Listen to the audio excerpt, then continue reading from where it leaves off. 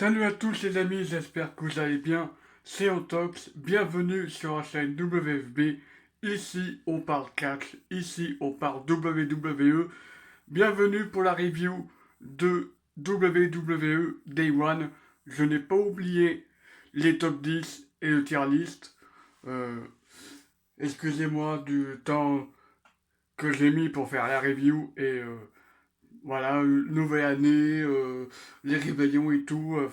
Et aussi, il fallait que je prépare mon autre chaîne aussi. Parce que j'ai dû faire le Scientox, j'ai dû faire le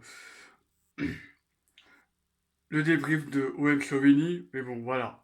Chaque chose en son temps, les amis. Vous inquiétez pas, vous aurez les deux top 10 des meilleurs matchs et de NXT, puis la tier list que je vous ai promis.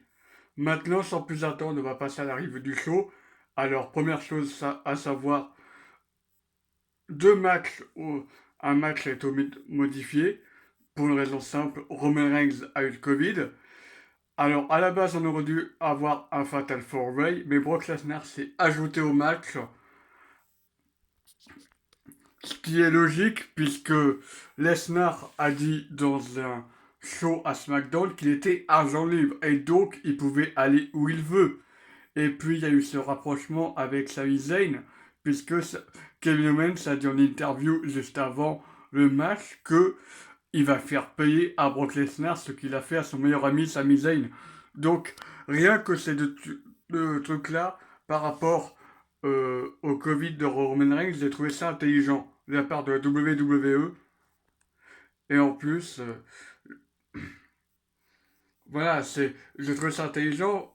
C'était euh, bien pensé, c'était pas prévu à la base, je pense. Alors, j'ai deux théories par rapport à ça, mais je vais en parler juste après avoir parlé du main event.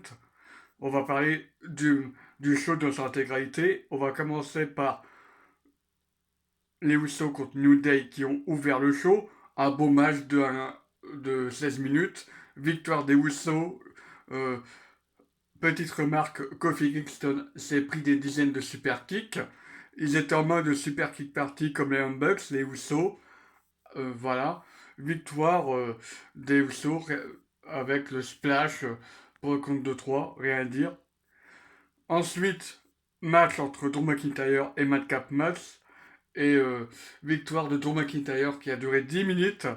Alors, autant, le- autant la rivalité elle est malaisante parce que ils font des blagues de merde de Baron Corbin et Madcap Moss. Mais là, Madcap Moss, c'est dommage qu'il ait cette gimmick avec Happy Corbin parce que franchement, durant ces 10 minutes, il était impressionnant Madcap Moss. Et, parce qu'il a bien vendu les prises de Drew McIntyre et c'est un bon catcheur. Il, il a pas mal de prises qui, en soi, il n'a pas spécialement mis en danger Drew McIntyre, mais voilà, il a fait ce qu'il pouvait et il a surtout très bien vendu, c'est surtout ça. À la base, je pense que c'était prévu qu'il y ait un squash et ensuite on verra plus tard dans la soirée que Drew McIntyre, au cours d'interview, se fera attaquer par Happy Kirby et Madcap Moss pour une raison simple. Durant le match, il s'est blessé au cou et pour justifier sa blessure, ils ont préféré faire un angle avec une attaque de Drew McIntyre. Voilà les amis. Ensuite, un autre match par équipe, les Arkebro contre les Street Profits. Victoire des Arkebro avec un RKO assisté sur Montesport, si je dis pas de bêtises, avec Riddle qui fait une passe décisive entre guillemets à Randy Orton pour le RKO. Voilà. Ensuite, on a le fameux match Edge contre Miz, pardon. Edge contre Miz, victoire de Edge. Autant je m'attendais à l'intervention de Beth Phoenix, mais je m'attendais pas à ce que ça se fasse tout de suite. Je pensais que ça se ferait par exemple au Royal Rumble, par exemple, ou bien peut-être que ça se ferait vers Elimination Chamber ou bien Fastlane dans ces eaux-là, tu vois. Bah non, ils ont carrément fait l'heure du show. Ils l'ont carrément fait lors du show Day One, voilà. Victoire de Edge avec la distraction de Beth Phoenix. C'est pas vraiment une distraction physique, mais bon, tu m'as compris. En même temps, c'est logique parce que vu le nombre d'interventions de Maryse durant le match, c'est logique qu'il allait se passer une dinguerie. Et je pensais que au moment de Skull Crush finaliste, je pensais que c'était bon, et bien non. Ils ont opté pour une victoire de Edge et la rivalité n'est pas prête d'être terminée. Je vois bien un match de mix soit Royal Rumble, soit vers WrestleMania. Voilà, c'est tout ce que j'ai à dire. Ensuite, avant-dernier match, un match entre Becky Lynch et Liv Morgan pour le titre féminin de Raw. Victoire de Becky Lynch, victoire clean. Alors, à la base, c'était censé être une victoire avec triche, avec un roll-up, l'aide des cordes, mais ce problème, au moment de faire son main handle slam, et de faire le tomber également, Becky Lynch était trop loin des cordes, du coup, elle n'a pas pu tenir les cordes avec ses pieds pour le compte de 3. Du coup, c'est comme une victoire clean, et j'espère que Becky Lynch et Lee Morgan vont s'en sortir niveau rivalité. Voilà, voilà. Et ensuite, le main event. Alors, un main event qui à la base devait durer 30 minutes, mais il y a eu le rajout de temps par rapport à Drew McIntyre. J'imagine qu'il y en a eu aussi par rapport au match entre Becky et Liv Morgan. Et à la base, le match aurait dû durer 30 minutes pour, vous dire à peu près la dinguerie qu'il y a eu. Voilà les amis. Et au final, on s'est retrouvé à un match de 8 minutes. Certes, c'est court, mais c'était intense. Alors, on a eu le droit à une entente entre Seth Rollins et Kevin Owens durant tout le match. On a eu le droit à une confrontation entre Biggie et Bobby Lashley. D'un côté, Brock Lesnar qui démonte Seth Rollins et Kevin Owens avec des Suplex City. À un moment dans le match, tu as euh, Biggie qui prend l'ascendant sur Lesnar, et ensuite Bobby Lashley qui plante un spear de plein fouet, et, après, jusqu'à là, il y a eu des confrontations, des duels de regard entre Lashley et Brock Lesnar. À partir de ce moment, il y a eu un gros teasing par rapport à ce qui va se passer euh, pour la route de WrestleMania. Je pense que la route de WrestleMania est lancée, les amis. Vraiment. Ensuite, Biggie, bah, il passe à Biggie, à Bobby Lashley à travers la table avec son big ending. Ensuite, tu as euh, Owens et Rollins qui continuent leur échange. Ensuite, Bobby Lashley qui démonte tout le monde. Après avoir démonté. Ensuite, il démonte également Lesnar. Ensuite, Bobby Lashley se fait interrompre par Biggie et il prend un big ending. Il se dégage.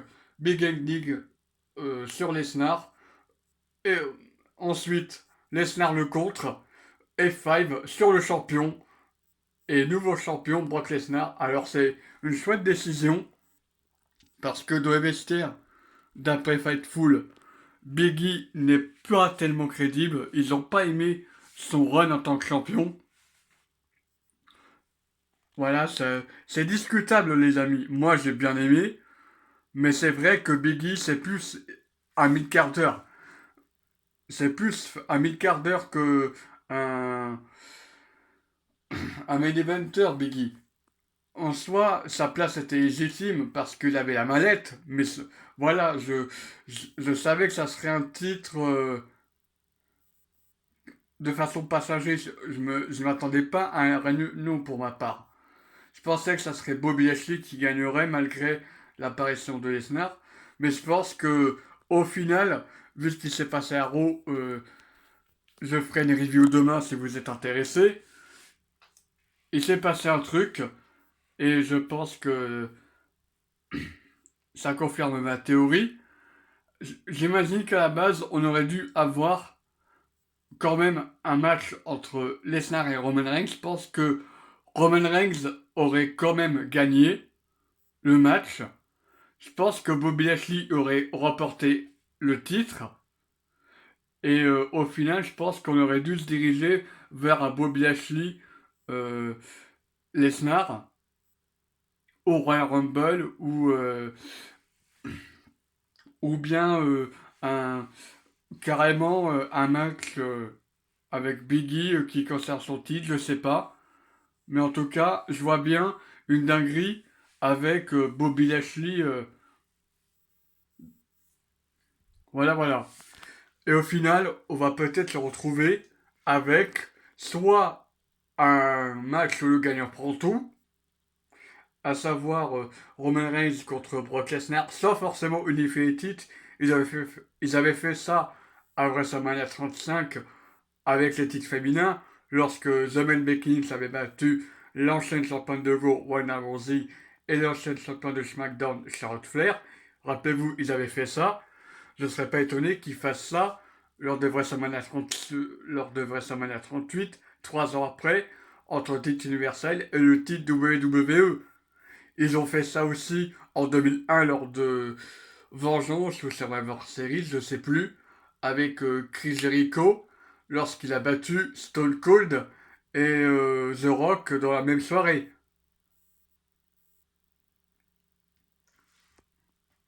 Voilà, je dis ça, je dis rien, c'est une théorie, voilà. Prenez soin de vous, merci d'avoir regardé cette review, n'hésitez pas à donner votre avis dans les commentaires par rapport à tout ce que j'ai dit. Voilà, je pense qu'on aurait eu le droit quand même à un match entre Bobby Lashley et Brock Lesnar, et un adversaire pour Roman Reigns, Drew McIntyre, ou bien The Rock, je sais pas. Je sais pas où est-ce qu'ils veulent aller, mais je pense que je pense qu'il va se passer une dinguerie à WrestleMania. Franchement, il y a plein de questions entre le Rumble et WrestleMania, et même avant le Rumble. Bon, je vais pas épiloguer plus que ça. N'hésitez pas à donner votre avis sur ce qui va se passer durant cette route vers WrestleMania qui vient de se lancer. Prenez soin de vous, c'était Antox et ciao tout le monde.